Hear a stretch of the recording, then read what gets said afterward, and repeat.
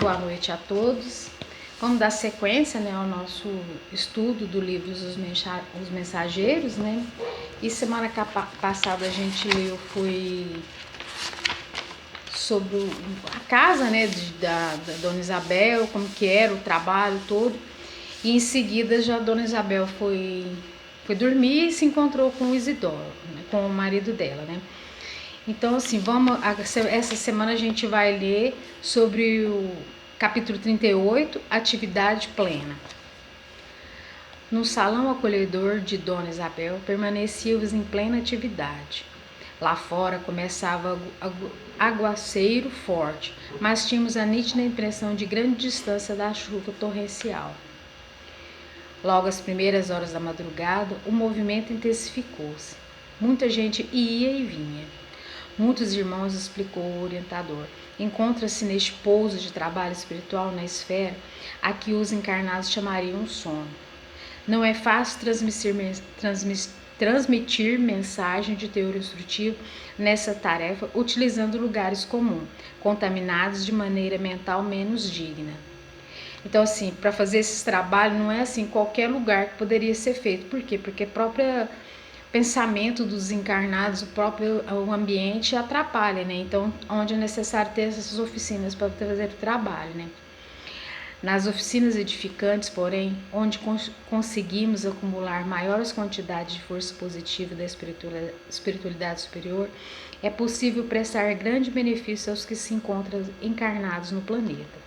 Então, assim, nas oficinas, como tem um trabalho, toda aquela preparação, é onde consegue ter um trabalho mais edificante, Com os encarnados e os desencarnados, Acentuei minhas observações, verificando que muitas das pessoas recém-chegadas pareciam convalescentes, titubeantes. Algumas se mantinham de pé, sob o amparo de braços carinhosos.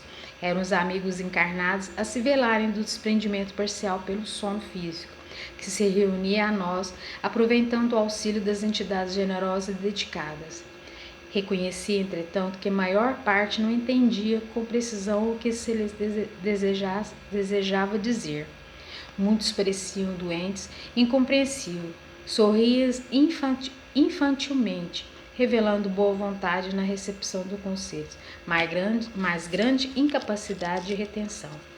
Eu estudava os quadros ambientes com justa estranheza. Sempre cuidadoso, Aniceto veio ao encontro de nossa perplexidade. Os espíritos encarnados, disse, tão logo se realiza a consolidação dos laços físicos, ficam submetidos a imperiosas leis dominantes na crosta. Entre eles e nós existe um espesso véu. A muralha das vibrações, sem as obliteração temporária da memória, não se renovaria a oportunidade. Se o campo lhes fora francamente aberto, ouvidariam observações imediatas, estimariam o parasitismo, prejudicando a própria evolução. Então, assim, ele vem falando que quando o espírito está encarnado, ele, através do sono, ele vai ter esses encontros com a espiritualidade, ele é ajudado, ele é instruído. Então, assim, só que na hora que volta ao corpo, você não tem plena lembrança do que aconteceu. Às vezes você tem um flash de memória, ou assim, uma percepção, mas não, então assim, tem o véu do esquecimento, Igual ele vem falando aqui, que se tivesse plena lembrança de tudo, prejudicaria a própria evolução do espírito, Eis porque raramente estão lúcidos ao nosso lado. Na maioria dos casos, juntos de nós, permanecem vacilantes, enfraquecidos. Vejo aquela jovem senhora encarnada em conversa com a vovozinha que trabalha conosco no nosso lar. Assim dizendo, Aniceto indicou um grupo mais próximo. A anciã, de olhos brilhantes de gestos dedicados, abraçava-se à neta languinda e palidíssimas. Mieta, exclamava a velhinha em tom firme, não deis tamanha importância aos obstáculos. Esquece os que te perseguem. A ninguém odeies. Conserva tua paz espiritual acima de tudo. Tua mãe não pode te valer agora, mas crê na continuidade de nossa vida. A vovó não te esquecerá.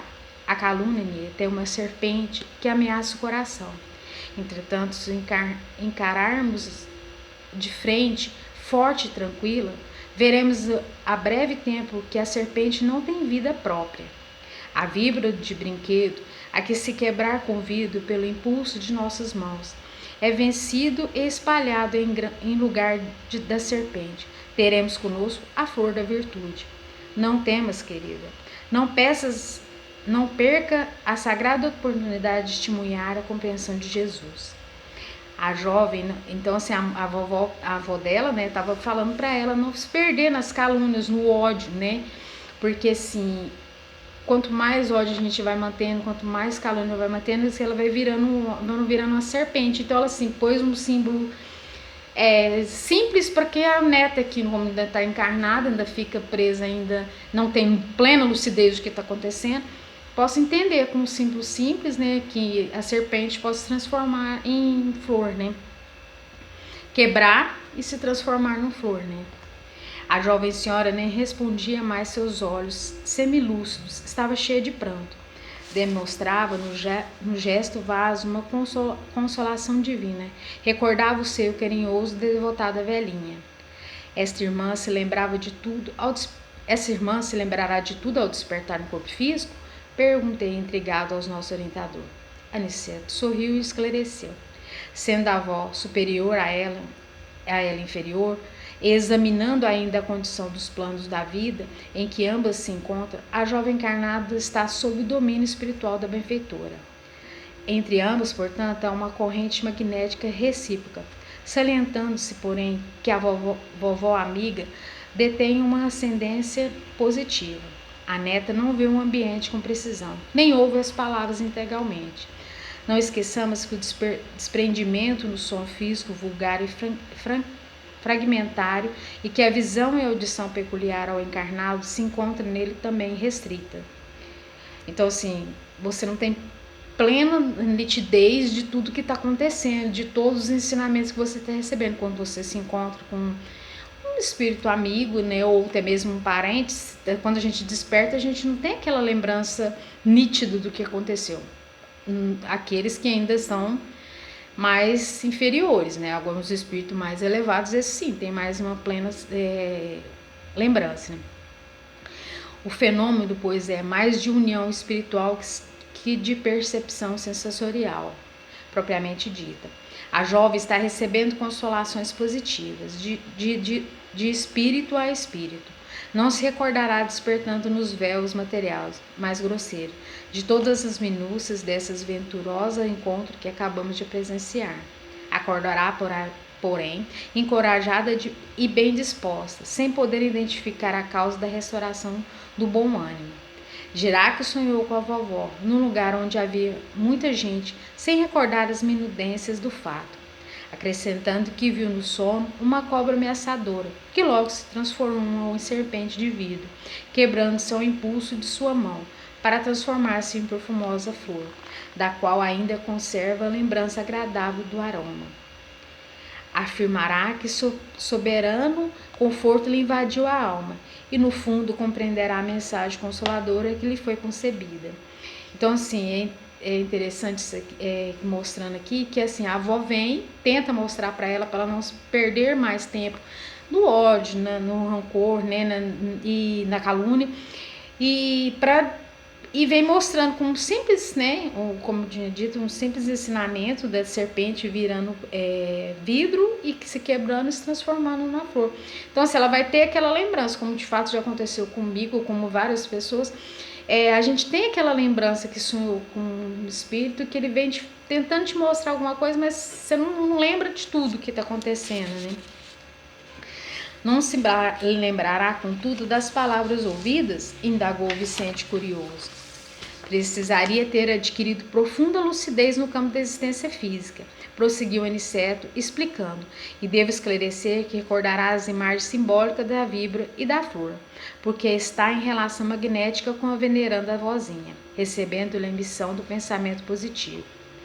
A benfeitora não fala apenas, está pensando fortemente também. A neta, todavia, não está ouvindo pelo progresso comum, mas está percebendo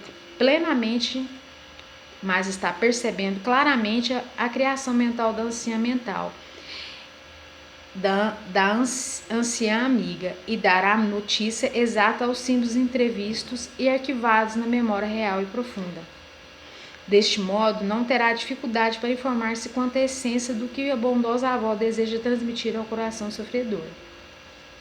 Compreendendo que a calúnia, quando fere uma consciência tranquila, não passa de serpente mentirosa a transformar-se em flor de virtude nova, quando enfrentada com o valor de uma coragem serena e cristã. Então, assim, a calúnia, ela pode machucar muito, mas, assim, quando é vista, né, e não feita ou tentado mudar, ela pode se transformar numa flor, né? A lição fora profundamente significativa para mim. Começava a adquirir amplas noções do intercâmbio entre as duas esferas. Pensei no longo esforço dos que se indagam no mundo dos sonhos. Quanta riqueza psíquica, sensível de conquista, e os pesquisadores conseguissem descolar o centro do estudo das ocorrências fisiológicas para o campo das verdades espirituais. Lembrei a psicanálise, a tese freudiana, as manifestações instintivas inferiores.